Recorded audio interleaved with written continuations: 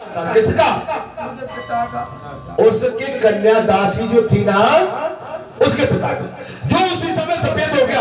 केवल शरीर ही नहीं, उनके काले बाल भी सफेद हो गए।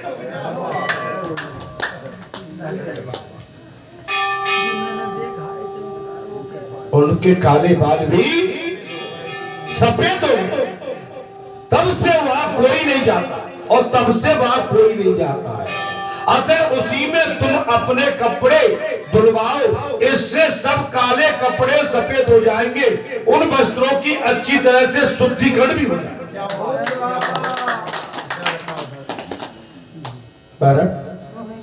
तब सूत जी कहते हैं, ऋषियों, तदंतर वो रजक कन्या शीघ्र अपने पिता के समीप गई और इस प्रकार बोली, पिताजी, मेरी सखी ने बताया है कि इधर समीप में कोई एक जलाशय है, जलाशय एक सरोवर है। मेरी सखी ने बताया है।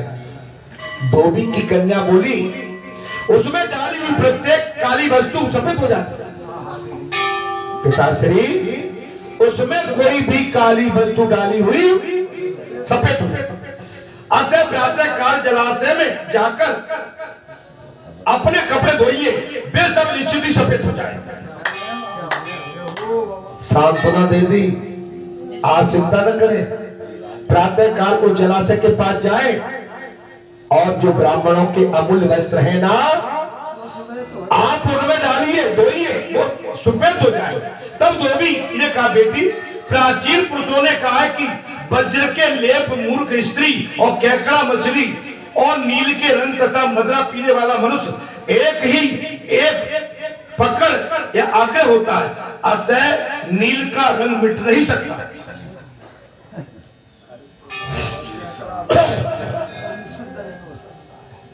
कुछ समझ में आ रही है? ये कथा कहां सुनने मिलेगी? धोबी ने क्या कहा? धोबी ने कहा, बेटी, प्राचीन काल के पुरुषों ने कहा है। पुरुषों ने क्या कहा है? कि वज्र के लेप और मूर्ख स्त्री और केकड़ा, ध्यान से सुन ली, और मछली और नील के रंग तथा मदरा पीने वाला मनुष्य एक ही ग्रह पकड़ या आग्रह होता है। जो ये कर्म करते हैं, इनका नेचर कभी सुधर नहीं सकता। क्योंकि जिसको पीने की आदत है, वो कसम खा जाते हैं यहां पर भी मेरे पास आके, लेकिन फिर भी नहीं मानते। आपने देखा होगा केकड़े का स्वभाव कैसा होता है। मछली कभी सीधी चल सकती है क्या? और अगर कोई स्त्री के बुद्धि में कोई कुबुद्धि पैदा हो जाए तो वो मान सकती है क्या? तुम रोज बाके पैर छुओ, क्या माता, रोज छूना पैर। ए देवी, मैं तुम्हारे पैर पकड़ता हूं और वो टन बोलेगी मां। बातों केकई जैसी बुद्धि लेके बैठी है। चार नहीं कहेंगे, आप समझ सकते हैं। मैं सब माताओं के लिए नहीं कह रहा हूं, लेकिन जिसके बुद्धि में कुबुद्धि बैठ गई, कुमति बैठ गई, तो सुमति नहीं आ सकती। अर्थात कन्या बोली, एक बार सब वस्त्रों को लेकर चलिए तो सही। जब से शुद्ध होंगे, महाराज, जब से शुद्ध होंगे, काले से सफेद हो जाएंगे, तब हम घर को लौटेंगे, अन्यथा दूसरी दिशा को चलेंगे।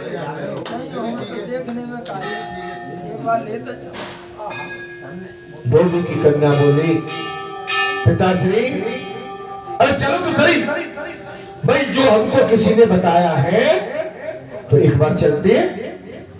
अगर डालने से शुद्ध हो जाएंगे सफेद तो वापस लौटाएंगे, नहीं हमको चलना तो है, अपने दूसरे दिशा को निकल जाए। कन्या का ये वचन सुनकर उसके भाई बंधुओं तथा सेवकों ने एक स्वर से कहा, ठीक है, ठीक है, ठीक है। पूरे परिवार ने कहा कन्या की बात सुन के, बोले ठीक है। फिर सब लोग रास्ते में जलाशय के पास गए। दास कन्या सबके आगे होकर राह दिखाती जा रही थी। वो जलाशय नाना प्रकार की फैली हुई थी। वो दास कन्या क्या कर रही है? आगे जा रही है। उसकी सहेली, उसकी मित्र क्या कर रही है? आगे जा रही है। मित्र वो ये है जो बुरे समय में अपने मित्र के साथ खड़ा हो जाए, जी नहीं चुराए, अपने मित्र को छोड़ के कहीं नहीं जाए, तो मित्रता है। नहीं, ऐसा मित्र फिर धिक्कार है, संकट में साथ। चाहूंगा मैं तुझे सांझ सवेरे, फिर भी अभी कब नाम को तेरे आवाज मैं न दूं। देख मुझे शब है बता, सुनता है तू मेरे मन की व्यथा मितवा। मेरे दोस्त बार बार आवाज मैं न दूंगा, आवाज मैं न दूंगा। चाहूंगा मैं तुझे सांझ सवेरे, फिर भी कभी अब नाम को तेरे आवाज मैं न दूंगा। मित्रता तब तो मित्रता। कृष्ण भगवान सुदामा की मित्रता इतिहास में लिखी गई। भगवान राम, सुग्रीव और विभीषण की मित्रता भी इतिहास में अंकित है। महाराज, ऐसी बड़ी मित्रता और कुछ हो नहीं सकती। अगर मित्र बनाना है तो वादियों से मत डरो, कांटों से भी मत डरो। महाराज, अगर इनसे डर गए तो बेहाल हो जाते। अगर मित्र की खुशी में हमारी खुशी, उसके दुख में हमारे, आप समझ, मिले न फूल तो कांटों से दोस्ती कर दी। एक कह रहे थे कि तुम बहुत गाते हो महाराज जी, मिले न फूल तो कांटों से दोस्ती। हमने कही सही है भाई, संसार में फूल कम मिलते हैं लेकिन कांटों से मित्रता करना ही पड़ता है। जय हो मेरे बाबा। और वही फूल महाराज, वही फूल कहां चल रहे थे? ऊपर आ गए जी। तब धोबी ने महाराज दिखाई जा रही थी। वो जलाशय नाना प्रकार की फैली हुई लताओं से छिपा हुआ था। मल्लाह की पुत्री ने, महाराज मल्लाह की पुत्री ने उसे दिखाया। तब धोबी ने जल में घुसकर उन वस्त्रों को धोया। धोते ही वो सभी काले वस्त्र तत्क्षण स्फटिक मणि के समान स्वच्छ सफेद हो गए।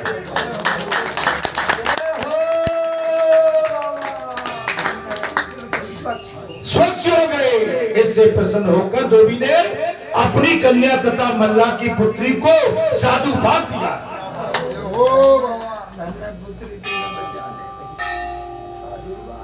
अपनी कन्या एवं मल्लाह की पुत्री को साधुवाद दिया, आदर पूर्वक कहा, अब हम ये सभी वस्त्र उन श्रेष्ठ ब्राह्मणों को समर्पित कर सकते हैं। तदंतर घर जाकर धोबी ने बड़े हर्ष के साथ में वस्त्र ब्राह्मणों ने वस्त्र के साथ ही धोबी के शरीर और केशों को भी श्वेत हुआ देखकर पूछा, ये क्या अद्भुत बात दिखाई देती है? भैया तुम श्वेत कैसे हो? तेरे बाल श्वेत हो, ये अद्भुत बात दिखाई। ये बाल सफेद कैसे हो मेरे बाबा? बाल तो सफेद होंगे जब आपका लक्षण, आपका भाव जब भगवान के चरणों में अनुराग होगा तो बाल भले ही काले कर लो लेकिन धोते ही वो सफेद हो जाते हैं। आजकल काले बाल करने की ज्यादा परंपरा हो गई है। अच्छा, जब डिटर्जेंट और वो क्या शैम्पू वैम्पू लगाते हैं तो फिर वो चितकबरे दिखते हैं, चांद आदि सफेद आदि, तो वो तो और बेकार लगती है। लगती है तो सफेद ही बढ़िया भाई। अब जहाँ बैठे बैठे 30 साल हो गए, काले थे 30 साल पहले आए थे तब कैसे थे, लेकिन अब तो बिल्कुल सफेद भक्त हो गए महाराज। अब अंकल नहीं कहता कोई, बाबा। ये हो मेरे बाबा। क्या कहते हैं? बाबा। बाबा। और जब बाबा शब्द आता है तो लगता है कि नहीं भाई ये ठिकाने की बात कर। ये हमारा स्वरूप हमसे बाबा कब आ रहा है। काले बालों में अंकल थे, क्या थे, और नीचे के थे तब भैया थे। अब अंकल भी गए, भैया भी गए, बाबा, बाबा, दादा, महाराज आनंद आता। यहां भी बात वही हो गई। ब्राह्मणों ने देखा महाराज धोबी के काले बाल सफेद हो गए। क्या बात है भैया। बोले अद्भुत निराला स्वरूप देखकर ब्राह्मण बोले महाराज क्या दिखाई देता है। तब धोबी ने कहा, सबका सुनाया। बोले सुनकर ब्राह्मण लोग भी उत्सुकता पूर्वक वहां गए और उन्होंने परीक्षा के लिए बहुत सी काली वस्तुएं डाली, पर वे सभी श्वेत में पारित हो गई।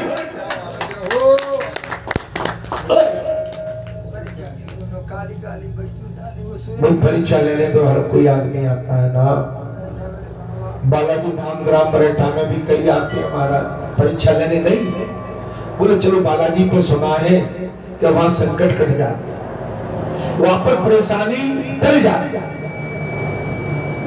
तो इस उद्देश्य को लेके आते हैं। तो निश्चित आप जब विश्वास से जिस जगह पर जाएंगे तो वहां आपका कल्याण तय है। अरे आप बालाजी धाम में पक्का मन करके आओ, आपके संकट तत्काल कट जाए। बालाजी धाम की जय। लेकिन आपके मन में कुछ ऊपर नीचे चल रही है तो बात नहीं बनेगी। अब इसके लिए तो अभी मुझे बार बार उदाहरण नहीं देना चाहिए। अभी पिछले बुधवार या गुरुवार की बात हो, गुरुवार की बात, एक वृद्ध दद्दू मेरे साथ है और हम उनके मकान का उत्सव में हम गए और वो दिखा रहे बड़े प्रेम से। 1.5 मंजिल पे आ गए और उन्होंने तत्काल गेट खोला। तो मैंने जब उन्हें गेट खोला मैं ये समझा कि इसके अंदर उनका कोई और कमरा वगैरह या हॉल वगैरह होगा, क्या होगा। लेकिन उन्हें झटके से तो मुझको जीना तो दे क्या। अच्छा मैंने कहीं पता नहीं ये कहा ले जाए जो जीना है, मुझे पता नहीं था। तो मैं समझा हो सकता है नीचे कहीं ले जा रहे। उन्होंने मेरे सामने बस खोला है और उनका एक पैर कमजोर था। जैसे ही जीना में उन्होंने एक पैर उठाया, मारा उठाया है तो बिल्कुल गुंट जाके एक पहले तो जो चाना पड़ा था वहां गिरे जाके, और मुझे मालूम है वो 40 में नीचे धड़ाम से और हम क्या देख रहे हैं। मैंने ये क्या हो गया हमारे सामने, हे प्रभु हमसे ऐसी क्या गलती हो गई। मेरे हाथों में से ही मेरा सब कुछ चला जा रहा है। और मुझे एक समय तो वहां ये लगा था, मैं आज व्यासपीठ पर बैठ के सत्य बता रहा हूं कि मेरे अंदर से कोई निकला है और बस पीछे दौड़ गया। आप समझ, तो जब कोई निकला तो मैं उस समय घायल था। क्या हुआ कि मेरे अंदर जो चीज थी वो बाहर निकल गई। मेरी जो मणि थी वो मेरी मणि इस समय कहीं चली गई और मैं एक घायल पंछी की तरह तड़पड़ा रहा। क्या हो रहा हूं, घायल पंछी की तरह मैं फड़फड़ा रहा और मैं थोड़ी बहुत देर तक नहीं फड़ पाया। आपको मालूम होगा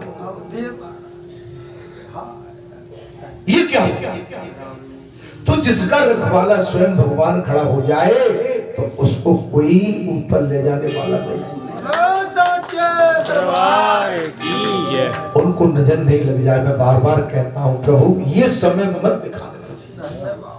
बोलो सच्चिदानंद भगवान की जय। महाराज प्रत्येक काली वस्तु सफेद हो जाती है। प्रातः काल जलाशय में जाकर ये सब बात हो गई महाराज। तब धोबी ने सारा हाल सुना दिया और ब्राह्मण लोग भी उत्सुकता पूर्वक वहां पहुंच गए। उन्होंने परीक्षा के लिए उसमें बहुत सी काली वस्तुएं डाल, पर वे श्वेत होकर उसमें से परिणत हो गई। तभी धर्मात्मा पुरुष ने भी उस जलाशय में स्नान किया। स्नान करते ही वे श्वेत वर्ण के तथा तेज और वीर से संपन्न हो गए। हाँ, उनके केस भी सफेद हुए बिना न रह सकते।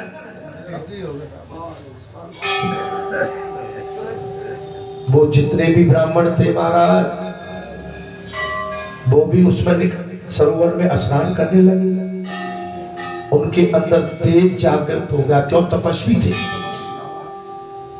साधक थे, तेज प्रकाशित हो गया और उनके केस भी श्वेत हो गए। वो स्नान करके प्रभाव से सब लोग परम गति को प्राप्त होने लगे। तब इंद्र ने उस मोक्षदायक शुक्ल तीर्थ को देखकर उसे धूल से पटवा दिया। ये तो जहाँ से तो वैकुंठ जा रहे हैं सब नाना, क्या कर दिया महाराज? इंद्र ने धूल से भरवा दिया, धूल से ढक दिया। आज भी वो तृण आदि उत्पन्न होते हैं, वे शुक्ल तीर्थ के प्रभाव से सुपेत होते हैं। शुक्ल पक्ष का मतलब है उजाला पक्ष, व्हाइटनेस, बढ़िया।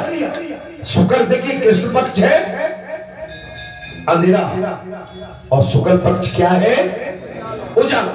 जो मनुष्य उत्पन्न हुए और कुशों से श्राद्ध करता है वो समस्त पितरों को तार देता है, और जो मनुष्य शुक्ल तीर्थ की व्रति को अपने शरीर में लगाकर स्नान करता है वो सब तीर्थों का फल प्राप्त। तब सूत जी ने कहा महाराज, इसी काल में, प्राचीन काल में इच्छा कुल में सत्यसंध नाम से प्रसिद्ध एक राजा हो गए थे। सत्यसंध कौन हो गए? हाँ, इक्ष्वाकु कुल में एक सत्यसंध राजा, सत्यसंग नहीं संत नाम से प्रसिद्ध एक राजा हो गया। उनके एक कन्या उत्पन्न हुई। 12वें दिन राजा ने मंत्री और ब्राह्मणों से परामर्श करके उसका नाम संस्करण किया है, और मेरी इस कन्या के कान महाराज उत्पल कमल दत्त के समान है, इसलिए इसका नाम करोत्पला, करोत्पला क्या रख दिया? करोत्पला रहे। नामकरण हो जाने के बाद कन्या दिन प्रतिदिन बढ़ने लगी। धीरे धीरे वो तृण अवस्था को प्राप्त हुई। उसे देखकर राजा विचार करने लगे कि मैं अपनी इस कन्या का व्यवहार किसके साथ कर। वो दिनों दिन बढ़ने लगे और राजा विचार करने लगे कि मैं अपनी इस कन्या की शादी बोले किसके साथ करूं? सूत जी कहते हैं ऋषियों, इस पृथ्वी पर कोई भी ही नहीं है, इस समय मुझे क्या करना चाहिए? इस प्रकार सोचते विचारते हुए अंत में वे इस निश्चित पर पहुंचे कि चलकर ब्रह्मा जी से ही पूछ रहे। क्या कर लेना चाहिए? ब्रह्मा जी से पूछ लेते। बोले ब्रह्मा जी से पूछ रहे। वे जिसे जो जैसा कहेंगे उसी के साथ इस कन्या का विवाह मैं कर दूंगा। ऐसा विचार करके कन्या के साथ ले गए। राजा ब्रह्मलोक में गए, कन्या को भी साथ में लेके गए। आशीर्वाद। वो राजा किसको महाराज? सत्यधन। कैसे थे? सत्यवादी, सत्य के भंडार। ये रघुवंश ये केवल सूर्यवंश में हुए। सत्यवादी राजा केवल सूर्यवंश में हुए, रघुकुल वंश में हुए। कन्या को साथ ले जाकर ब्रह्मलोक में पहुंच गए। जिस समय में वहां पहुंचे उस समय ब्रह्मा जी के लिए संध्या काल आ पहुंचा था। सत्यसंध राजा पहुंचे अपनी कन्या को लेकर। उतने टाइम में संध्या हो गई। अतः ब्रह्मा जी संध्या उपचार के लिए उत्सुक होकर समाधि लगाकर बैठ गए और अपने अंतकरण में अष्टदल कमल की कर्णिका पर स्थिति ज्योति स्वरूप ब्रह्मा का साक्षात करने लगे। उस समय उनके नैनों से अश्रु झर रहे थे। किनके नैनों से? ब्रह्मा जी के नैनों से क्यों, उनकी डोर भगवान से जुड़ गई। ब्रह्म का ध्यान करना। ब्रह्म का ध्यान। पूजा में आयो, बालाजी धाम आयो, घर की चिंता छोड़ के आयो कि नहीं आए? जल्दबाजी में तो नहीं हो? 12 बजे के बाद उतावले तो नहीं हो जाओगे?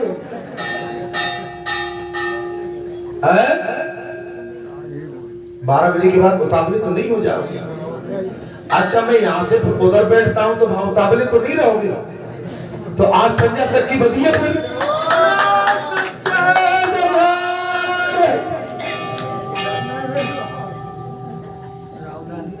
क्यों महाराज, जब हम साधना में ही आए हैं तो शाम हो जाए, हो जाने है।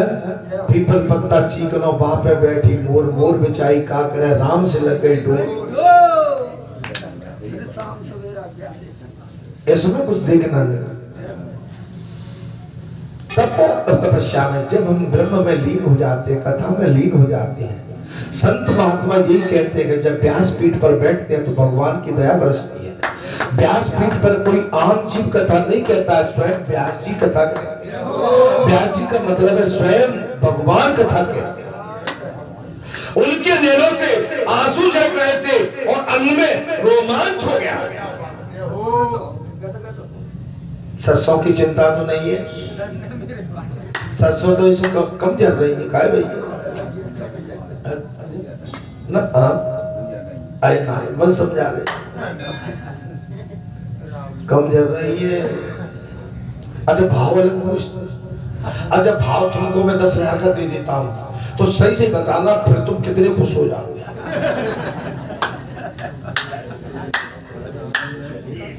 अच्छा तुम कहां पहुंच जाओगे, मैंने तुम्हें 20,000 का कुंटल दिया तो तुम कौन सो ऐसो वो लंका को पहाड़ का टोल बचा।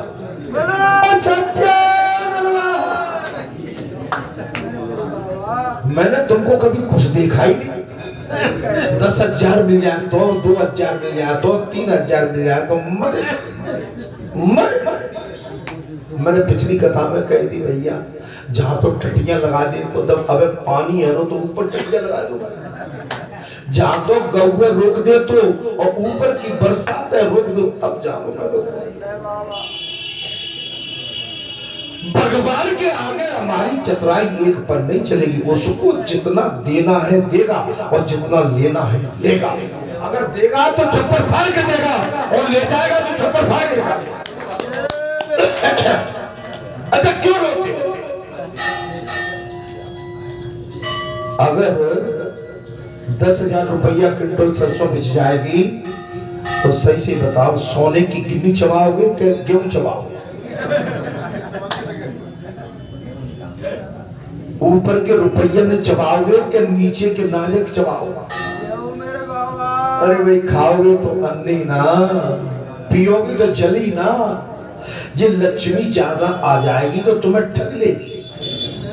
और जैसे ही पता पड़ोगे इतनी सरसों है गई, इतने कुंटल है और नोट गिन के लाओगे तुम्हारे खनखनाएंगे। खनखनाओगे तो हाल तो सोच लोगे चलो 8-2 रुपया की उठाए लाते, और कल सरसों डाउन हो गई तो पेट्रोल कैसे भराओगे? मैं क्या उदाहरण दे रहा हूं। अरे न भैया, हमेशा 12 मासी एक से रहो। हमेशा ज्यादा दुख भी परेशान करता है और ज्यादा सुख भी परेशान करता है। बचाने की क्षमता से परमात्मा ने दिया है।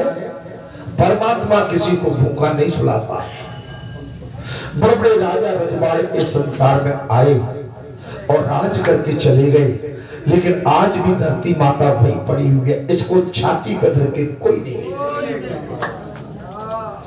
आपके हमारे पुरखों ने बड़ी बड़ी हवेली बनाई, आज हवेली गांव की खाली पड़ी हुई है। पुरखे तो चले गए और हवेलियों में बसेरा करने वाला कोई नहीं। क्यों? तुम्हें याद नहीं आती हमारे पुरखों की धरोहर है? हमें याद नहीं आती? अरे जाके लीप पे आए, माम बैठे आए, मामे दिया थे आए। क्यों? जब तुम उसको नहीं संभाल पा रहे तो जो तुम बनाने वाले हो उसको कौन संभाले? मैं तो आपसे ही पूछ रहा हूँ, मैं तो आपकी बात आपसे ही पूछ रहा हूँ कि तुम्हारे पुरखों की जायदाद डली है, तुम उसको नहीं संभाल पा रहे और तुम कमाई के चक्कर में फिर पड़े हुए हो। तुम कमाते हो, उसको कौन संभालेगा?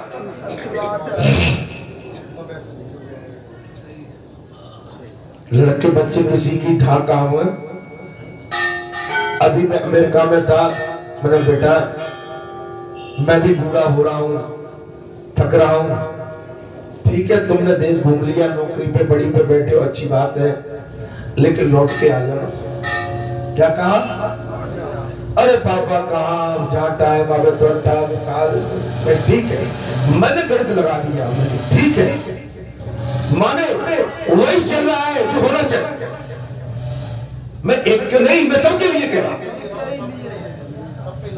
ये आज तुम्हारी हवेली और पोरे खाली पड़ी है, खंडर हो रही है, खंडर हड़क रहे हैं, तुम लीप नहीं पोत पा रहे। किसके लिए इकट्ठा कर रहे हो कबाड़ा? किसके लिए कबाड़ा इकट्ठा कर? अरे उनमें कोई सोने वाला है क्या? तुमने बात ही एक चल दी कि मोड़ेगी है खूब है, और लड़की होती है उसका गर्भपात कराते हो, पाप करते हो। अगर तुम्हें मोड़ा भी एक चाहिए, अगर मोड़ा करना है तो 4 से 10 12 कर दो। क्षमा करना, 12 तो नहीं, मेरे पास 2-4 तो कर दो। तो 2-4 एक दो बार जाते तो एक तो डटो रहेगा। मैंने कोई बुराई की बात नहीं। अरे मैं पुरखा समझदार आते 2 3 4 5 तो ठीक है, वहां तक लिमिट। अब तो 5 4 बात तो हमारे आज तो एक काय कितनों एक, अब एक को चलो। अब कहा भैया कुछ है तुम्हारे पास, तो फिर आपकी पौर हवेली खंडर होंगी करी होंगी। और एक मोड़ा तो मैंने क्या बात है, पुराने जमाने में होती भाई मोड़ा के एक जमीन कितनी 25 बीघा, अब तो सगाई भाई करना, एक के करना। अरे भाई तुम सोचो, एक हो या 2 अपना भाग्य से आदमी खाता है मेरे भाई। तुम कैसे आदमी परिवार नहीं चाहते? अरे जहाँ परिवार होता भाई आनंद होता, जहाँ पूरा आनंद हो वहाँ किलकारियां और आवाजें आती है आनंद में। जहाँ भरा पूरा परिवार न हो, वो परिवार को घर भी खंडर दिखता नहीं है। समझ अब मैंने क्या बुरा कह दिया? माता बुरा तो नहीं लग रहा? विवाह के साथ क्या करूंगा?